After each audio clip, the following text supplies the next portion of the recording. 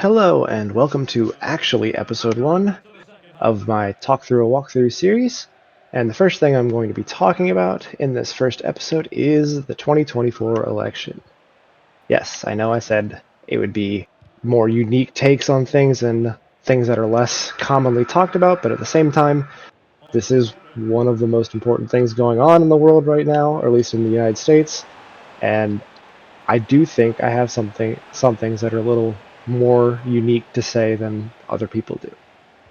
So hopefully you'll accept this first one being a little more common of a topic, especially because if I'm going to talk about it, I kind of got to do it fast because the election is in a couple days. And in fact, I've already voted because I went and did early voting. So I don't think this is going to change anybody's mind. It's not like anyone's probably going to see this before the election anyway, but I do want to get some of my thoughts out there. So hopefully you enjoy. I can score this free kick first. I don't think so. Nope.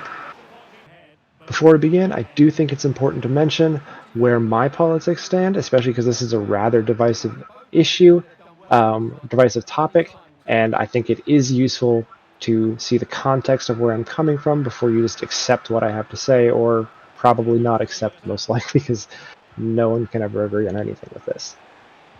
So I consider myself to be an independent. The main reason for this is that I don't like being boxed into a label of Democrat or Republican because I don't want to be told what I'm going to vote for or what my opinions are because of some label that other people have given me.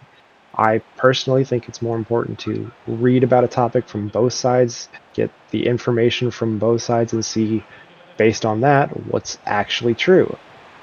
And that way I can make a more informed and better reasoned decision as well. Another reason for this is that whenever I've taken those political aptitude tests, with the 4x5 or with the X and Y grid that I hopefully have an image up on the screen, I tend to fall directly in the middle of those grids with very little deviation into any of the four directions, maybe a little bit more libertarian and a little bit more left, but not much. And lastly, the reason I consider myself more independent is kind of along with the I don't like to be boxed in. I've heard plenty of stories of people who claim to be Democrat or Republican, and because of that always vote Democrat or Republican, and then find out years later that they've been voting against their own interests because they believed that Republicans were always right or Democrats were always right without actually looking at the policies, and I don't want to fall into that trap. Now, on to this current election. I'm not going to try to delay, I'm sure, your great anticipation of who I voted for, but I did not vote for Donald Trump. Hopefully that's the first actually divisive thing that I've said, although I don't honestly think it should be, because there are various reasons why I don't think Donald Trump is a good president. And I know some people will claim it's that TDS or Trump derangement syndrome or whatever, but there are reasons other than just I don't like Donald Trump that I think he's not a good candidate for president. You're more than welcome to disagree with me, but I do want to explain why I disagree with him, and I'm going to focus on his policies because that tends to be the thing that I feel like gets looked over a lot. People always talk about his personality or other things, and while those are important and I will address them, I do want to talk about the policies first because I think those are, of course, in an election, the main thing we should have to look at. The policies I'm going to focus on are kind of in a couple areas: tax policies, his opinions on government regulation, healthcare, and immigration. With tax policies, the two main things he's focused on, I feel like, from what I've seen at least, are tariffs and tax cuts, especially recently with the tariffs. Whenever Trump has talked about tariffs, I feel like he's talking about something either ridiculously high numbers and that shows some sort of misunderstanding how tariffs work. I don't think he's genuinely going to implement something like a 2,000% tariff on foreign goods that he's mentioned. I have read a theory where he's likely going to use this as some sort of economic bargaining tool with foreign countries, and I do think that part does make sense. But if that is his goal, I feel like he's kind of making a bad bluff here because I don't think tariffs do what he claims they're going to do.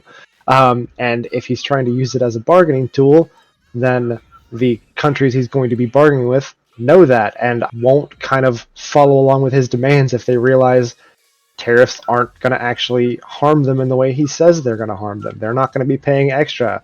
Yes, tariffs can either increase the price of goods coming into the country or the price of goods leaving the country, but typically that charge gets passed on to consumers rather than foreign governments.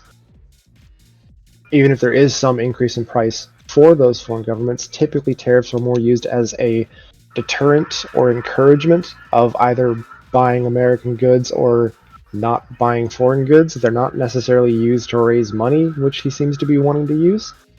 And either he's making a bad bluff with these tariffs or he just doesn't understand how economics works, which both of those seem to me to be very bad things because they're not going to achieve the goal he wants to achieve.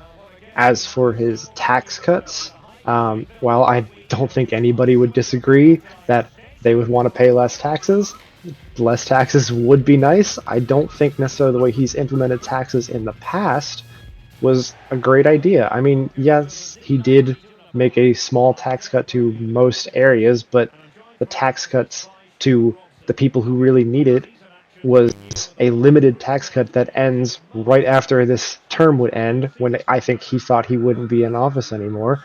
And the ones to people like him that have a lot of money is a permanent one, or at least a much more long-term one. Either they both should have been as long-term or they both should have ended. I think it's a little unfair, and it seems to me a little disingenuous to try to make his predecessors seem like they're screwing over the American people because the tax cuts ran out when they shouldn't have, or when the tax cuts didn't get renewed, or whatever plan he was trying to do there. It just doesn't seem like it seems like he was only doing it to get clout rather than to actually try to improve improve taxes for the regular people, and in the process disguise a tax cut for the rich. The other problem with these tax cuts is, well, just like everybody else, I would love to pay less taxes. I do think with our high deficit that he keeps going on about, we have to be able to pay it back somehow. And I'm not saying we should increase taxes, definitely not. But, I mean, tax cuts are only going to make the deficit harder to pay back. I know he's talked about using Elon Musk to do like an audit of our government regulations and government agencies. And while I understand that that's not the worst idea, I think a lot of what he's saying with it is there is definitely misspending in government agencies. There's definitely overspending in government agencies, but just cutting government agencies you don't like is not the best way to handle it. And I think an audit by a private citizen who is likely to make money off of whatever outcome comes out there is not the best idea either. It should be more of like a committee or of elected group that's going to look through that, and we do need to cut back on government overreach, but there are better ways to do that than the way he's talking about it, and some of those agencies that he has just straight up said he's going to cancel are good things, like FEMA and NOAA and other environmental agencies, and ignoring climate change, which I know is a topic I do want to talk about at some point, but for now, just we'll skip past that. Many of these agencies do better things than just try to encourage this climate change that people always complain about. Part of the idea of improving the climate is improving the environment where you live.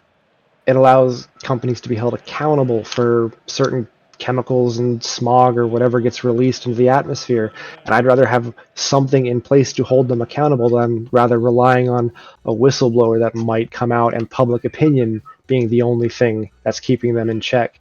And without some of these government agencies, there would be no real recourse for people affected by it. Yeah, we may figure it out eventually. We may be able to use peer pressure or whatever you want to call it to get a company to change their policies, but a government agency that's actually checking in on a lot of those things is going to be a lot more likely to actually discover these problems, no matter how inefficient they currently are. Like, something's better than nothing. We can make them better for sure. I'd love that, but I'd rather have something in place than nothing. As for healthcare, I think healthcare is something we could definitely improve in our country. I know Obamacare was a big controversy when it came out. It still is. I was on Obamacare for a little while just out of college before I got a job that offered healthcare. But Trump's only real change to healthcare is to talk about how he wants to remove Obamacare, but all he did while he was in office was change the name and claim it was now so much better than it was before when it was the same. And also with healthcare, I am absolutely pro-choice. I understand the motives of sanctity of life, and I understand the people who claim that it's killing a living thing. Well, personally, I think I can't force somebody to go through with something they don't want to do. If I got someone pregnant, then I would absolutely recommend not an abortion and either take care of that child like we should, or put them up for adoption if we feel we can't. But it's not my choice to force someone to carry that child all the way if they don't want to. A lot of the fear of abortion is the people who just use it whenever they feel like it, but I don't think that's actually as big of a problem as people claim it is. Yeah, I'm sure it happens, but the people who do stuff like that have much bigger problems psychologically. Most people, I think, are okay with some sort of rape exception, but I do feel like that's not enough, as people who are choosing to have an abortion aren't exactly choosing to do it lightly. And if they are, they have a lot bigger behavior problems than just callously getting an abortion. The idea of late-term abortions or post-term abortions being things outside of medical emergencies are ridiculous. If anybody's getting a late-term abortion, they're not doing so because they just decided they didn't want it anymore. It's a life or death situation. It's a hard decision. It's not an easy decision at that point. And post-term abortions are not a real thing. They're either fake stories or anecdotal medical malpractice stories, not a common, regular occurrence. The last of the policy issues I have with Donald Trump are related to his immigration policies. And again, I don't necessarily disagree with him that illegal immigrants who commit violent crimes should be deported, not released. But the frequency of these occurrences compared to the number of actually illegal immigrants is not worth the challenge or the cost of trying to deport every illegal immigrant. It's going to be a ridiculous endeavor to try to do that.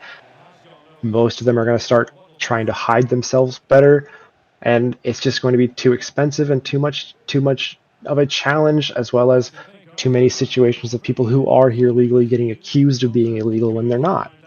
Yes, they should come through legally, but our legal system is ridiculously ineffective and inefficient, and it's understandable why they might have tried to do a different method, even if it's not ideal. I don't have a perfect solution for illegal immigrants, and I don't think that anyone does, which is why they can be a problem. But Trump's solution is logistically the most expensive and least effective choice I think that's out there. Most immigrants coming here illegally, especially recently, are less to do with bad border protection or the nice Democrats letting them in, and more to do with fleeing unhappy or dangerous areas from which they were before, which we don't really have control over unless we act like world police, which I really don't think we should. After his policies, I do want to talk a little bit about his personality traits. I don't want to dwell on them too much, as I don't feel like there's much new or unexpected here. He's a belligerent, rude, arrogant, and a divisive person, even if Democrats aren't too great about being divisive either, but I do think he is much more divisive. And he always looks for a scapegoat for any sort of issues that come up, while also claiming he's the best of everything, somehow. While some traits can be useful, like he's definitely not a pushover, he's also too stubborn to realize when sometimes he should look at other ideas and the plan he's sticking with isn't working. On top of this, he tends to idealize objectively dictatorial leaders, and the qualities of those people that he seems to enjoy most are the ones that are a direct threat to our democracy if he tries to emulate them. One last thing I want to mention about his personality is his change in mental capacity. I don't think it's necessarily as serious as Biden's has been, but if you watch clips of Donald Trump now versus some of his last elections, he's a lot less coherent, he's a lot more rambling, and it's a lot less substance and just filler compared to some of his previous campaigns. And having a grandmother who had dementia and Alzheimer's and watched her go from normal cognitive behavior to rambling kind of like Trump to so gone to the point that she didn't seem like the same person anymore and couldn't really act on her own in the space of like 3 years leads me to believe, while I don't necessarily guarantee it, he may not be able to make it all the way through another term. And that's a big concern. Moving on from Trump, I do want to mention third-party candidates a little bit. I don't really think any third-party candidates have stood out to me all that much. Maybe RFK Jr., but only because he got more publicity than some of the other ones, and then ended up dropping out to support Trump anyway. But I don't think voting third party is really a good choice, as much as I would like to have that option and not have a stuck-in two-party system. We don't right now, and that's not likely to change anytime soon. And rather than voting for a third-party candidate out of some sort of statement, just doesn't make sense to me. If you want to make some sort of change, you need to vote for somebody who's got an actual chance to win. I know I mentioned I want to change, and I'm sure some of you who may have disagreed with me up to this point are going to be asking, well, if you want change, why are you voting for Kamala? She's basically the same as Biden, and that's not entirely wrong. Being his vice president and being a Democrat, she's likely going to have a lot of the same policies and plans, and she probably won't be a major change from it. But that doesn't mean things can't or won't get any better. Much of Biden's presidency, I feel like, was hurt initially by the recovery from COVID and some of the shutdowns that were still going on. A lot of the economic issues we've had to deal with are a result of this as well. I'm not an economist, so I can't guarantee this, but it seems to me if prices crash and because of an economic shutdown, when things start back up, prices are going to spike for a little bit, and that's kind of what's happened. Yeah, they went up a lot, but also in the last year or so, they've kind of leveled out. They're not going up as much as they have been. In fact, one of the more interesting cases, I think, is people complaining about gas prices. And while gas prices aren't ideal, they're within 10 to 15 cents of what they were when I first started driving just out of college, or just in college while I was a delivery driver, compared to what they are now. In fact, the highest prices I remember were from a year and a half, maybe 2 years ago at this point. They're kind of been leveled out about the same point for all of 2024, as far as I can remember. As for Kamala's personality and policies directly, I don't know as much about her, mainly because I'd already made my mind up before she even entered the race, and nothing Donald Trump showed me made me think I had to change my mind. She seems to be as genuine as you would expect a politician to be, which I know isn't much. She may make mistakes just like every politician and every person. She does have a weird laugh, but neither one of those things seem to me to be a reason not to vote for her. Her mistakes are typically very minor, and if she gets called out on them, she usually accepts and corrects herself when discovered, rather than doubling down on them. The last thing I want to mention is I do want to briefly discuss the vice president candidates.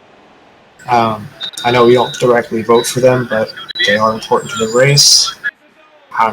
This video is already long enough, so I'll keep it rather short. I liked J.D. Vance originally, before he was selected. Part of that was due to he seemed to have some sort of sense of self-awareness of those around him that were a little more ridiculous in the Republican Party. But changing his mind on Donald Trump, at least publicly, and following along with everything he says without any sort of pushback kind of disappoints me. It doesn't seem like the way he was acting a couple years ago. And a lot of the anti-women or men over women in relationships rather than a partnership statements really don't sit well with me. That's not something I agree with. As for Waltz, I never really heard of him until he was selected as the running mate, and just he hasn't been involved as long. It's a little early to tell too much about him. He seems like a genuinely nice person, kind of your friendly neighbor or uncle, but it could just be an act, I don't know. The biggest thing that people seem to be against him with is a claim of stolen valor, and while I can understand it a little bit, it seems a bit nitpicky to me. If he technically held the position but just didn't finish the qualification course that he needed to officially get the promotion. If we're going to deal with stolen valor people, which we should focus on people that are actually pretending to be in the military when they weren't, or greatly exaggerating what position they held rather than a technicality of not finishing a training course before he left the military. Hopefully you guys find this interesting. If you do, I do intend to make more less politically charged videos, especially since the election hopefully will be over in a couple days, other than maybe some legal challenges that look likely, whether or not they have evidence. Feel free to leave a comment, like, and subscribe if you'd like to see more. If you have anything to add to what I said, I will point out this was just a brief overview. I wasn't going into full detail and pulling up sources. This is going mostly off of how I felt about the whole situation. So, thank you very much.